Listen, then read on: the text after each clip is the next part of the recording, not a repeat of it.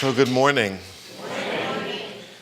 It is, as always, an honor to be with you all. And I was just thinking that being here is not like a regular appointment, if you will.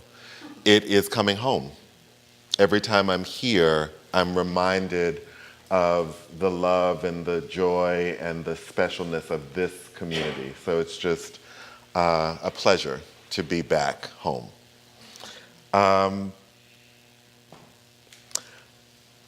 going to talk about the myth of gratitude, and it's interesting because this is another one of those moments where I did speak about the myth of gratitude last year. I happened to be here in November as well, so I purposely did not look at those notes to see what that sermon was, because I think that there's always something new to be said. But I do think that it's always useful to start out by looking at what do these words mean? What does gratitude actually mean? From a dictionary point of view, just from grassroots, what does the word mean? And gratitude is really defined as the state of being grateful.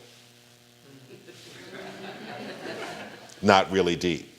Or thankfulness. But when we look at what the word grateful means, then there are two definitions that I think are particularly useful.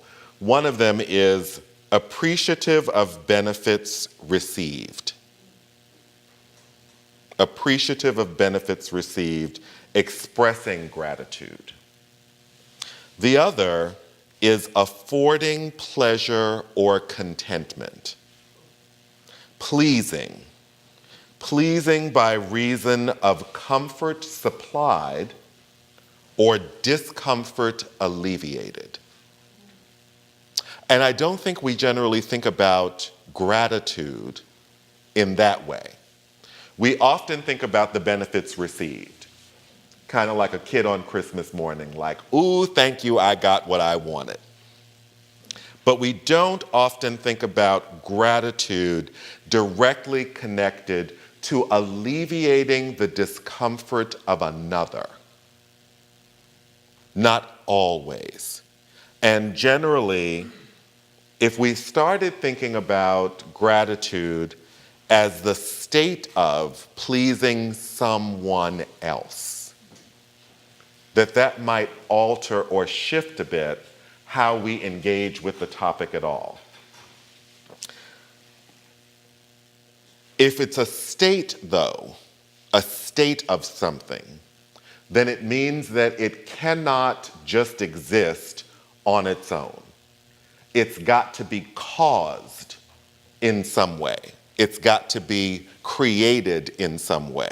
It's not just kind of hanging out there like leaves. You've got to actually engage in an activity to both experience gratitude, but also to provide it to someone else. And it's not enough just to think about it. Because sometimes gratitude requires an action. It requires being engaged with people other than ourselves, getting involved and interested in what's going on for them, as opposed to the ongoing novella of our own lives.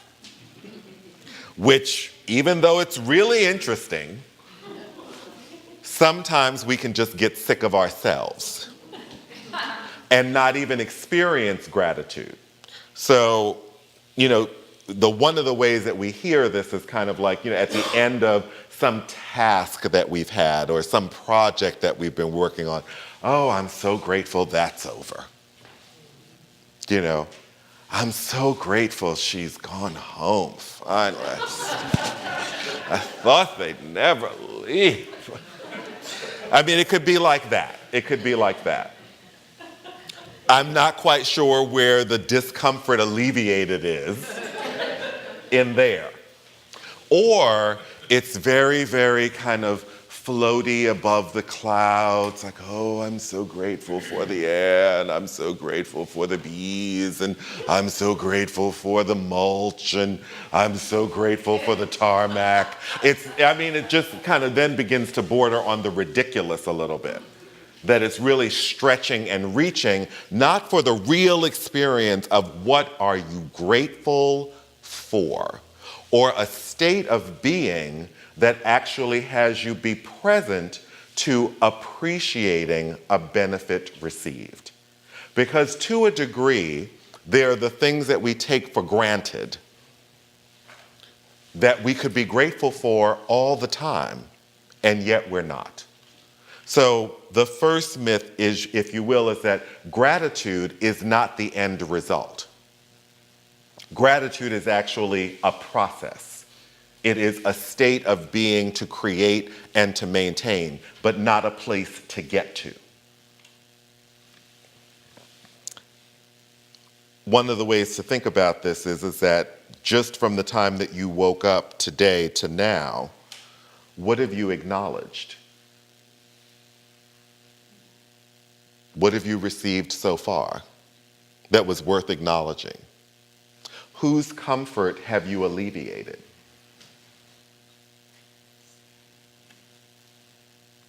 Just a way to think about it. It's starting to feel a little heavy in the room. Don't get heavy. It wasn't meant to be an accusation.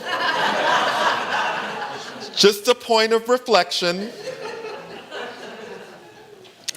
The second myth is when you're grateful, then you're just happy. Like you should just be happy when you're grateful. Kind of skipping through the fields, like happy. And not always, because sometimes if you are working toward alleviating the discomfort of someone else, that can be hard work. And you can still be grateful in the experience of doing it. I just came back from a 2-week work trip. So I was in San Francisco presenting at the Out and Equal Workplace Advocates Conference. And after that, I was at a diversity and inclusion conference in Hong Kong. And so it's just, there was a lot that happened in those 2 weeks. At the Out and Equal conference, there was, at a reception that I went to, there was a man there who some might say was dressed kind of, I don't know, dazzly. Like there was some sparkle, and there was a little glitter, and there was about a heel this high, and there were some people at the conference. So you got to get that the majority of the people at this conference, not all, but the majority of the people at this conference are lesbian, they're gay, they're bisexual, they're transgender, variety of races and ethnicities, but for the most part, European American, and a variety of people. And I had to pause as people were kind of commenting on this guy's dress, et cetera, to say, you know, at Stonewall, there weren't a lot of straight-acting people challenging the police. It was drag queens and kind of the others of society that decided that that day had been enough. That day, we're not going to allow society to continue to treat us as the discarded. And then everyone was, of course, very apologetic. But I don't necessarily walk with an expectation of gratitude that I live in a time where even if I never get married, I have the legal right to do so in this state, but not in the entire country. I don't walk in gratitude of that. So it sometimes takes something outside of us to kind of smack us across the head and say, hey, there's something to be grateful for that we're taking liberty with, at the very least, or that we're not being present to the benefit that we are in the midst of, the benefit that we're receiving.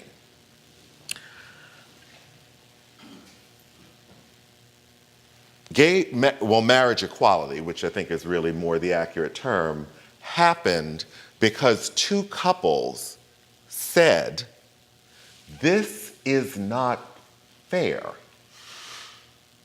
It's not fair that we can't marry, that we can kind of be together, but not receive the full benefit that's afforded to others in similar relationships. Somebody had to say something and take a stand. And then literally hundreds of thousands of people now benefit, are in the receipt of the benefit of an action taken by people who said, this is unfair. When I was in Hong Kong, the last full day that I was there, we went to do some sightseeing, a colleague and I, and we were walking kind of along the waterfront in Hong Kong during the morning, which is a very different experience than during the evening where everything is lit up and it's very exciting and the light show. But we're just walking along the waterfront and we get to a point where we see some tents. And my colleague and I kind of look at each other and say, do you think that's the Occupy movement? Because they're literally just like some tents set up. And so we said, it might be. Why don't we take a walk? Now, I gotta tell you, as someone who, you may not have noticed this, but I'm black.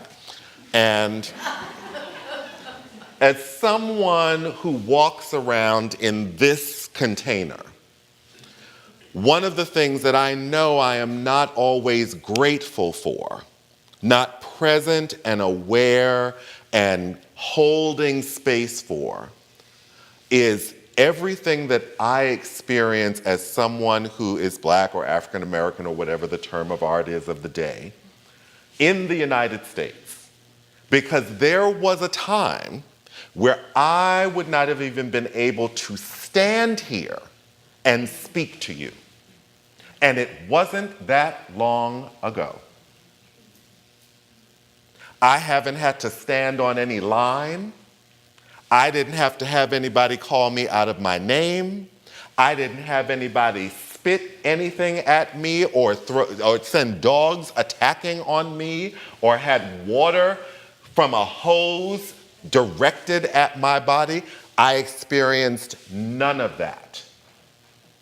And I walk with the full benefit of actions taken by people, both black and white and other races, who said, this is unfair. And I'm clear that I don't walk with an awareness, a gratitude, a state of being that has me be present to that. And so, if you will, gratitude, or the state of being grateful, requires some kind of sacrifice. It requires us to actually stop and at least offer up, what is it that I'm grateful for? And if I'm to alleviate the suffering or the discomfort of others, what is that? What is my sacrifice going to be in order to achieve that? And each of us has something to give up so that we could be in that state of awareness, of gratefulness. Sometimes it's giving up our complaint. Sometimes it's giving up that life is not really a most delicious experience. That whatever our commentary is to the contrary, that life really is very, very, very good. The third myth is that gratitude doesn't make you special. Simply because you're grateful for something, that doesn't make you special. But it can make you holy. And when I talk about being holy, I talk about, and what I mean is being directly and intimately connected to God. Gratitude can provide that. Sometimes we have this experience that when we're grateful for something, we've actually accomplished something. Like, I've taken time to be aware of what I'm grateful for. Good for you. Very good. But that in and of itself is insufficient. What does that provide for the people around you that you are grateful? What does that provide for you to be all that you see that you can be in your mind and in your spiritual eye? What does that provide? In the book, The Four Agreements, one of the agreements is being impeccable with your word. And the word impeccable actually translates into without sin. And the sin of language is when we use language against ourselves or against another. When we actually say things, negative things about ourselves, or negative things or destructive things about other people. So consider that if you could actually live a life of awareness, of a state of being that all is well, a state of being that has reverence for all life, that everyone and everything has value, that there is no separation between you and the divine, that you live to protect and honor all life. Could that be a life of gratitude? As opposed to sometimes the track we tend to go down, which is thanks for the stuff. But maybe there's an opportunity to live in a state that alleviates the discomfort of others, celebrates the accomplishments, but also is present to the great, great joy that life is. To sum this all up, we have a unique opportunity at this particular moment in human history. There is very, very, very clear writing on a lot of walls that there is work yet to be done to create a society, to create a world, a humanity that honors all life and is respectful and caring about the planet that we're on. And we don't want to miss that opportunity because we know a little about what the predictions are for what results if we don't pay attention. And part of taking an action for ourselves and for our communities and for humanity and for the planet starts with being grateful, with creating and sustaining beyond the momentary awareness and appreciation for benefits received, to take on the opportunities to provide comfort for someone or to alleviate the discomfort for another. I invite you today to seek out those opportunities every day, because you'll have a sense and a knowing of yourself as directly connected to spirit. Thank you so much.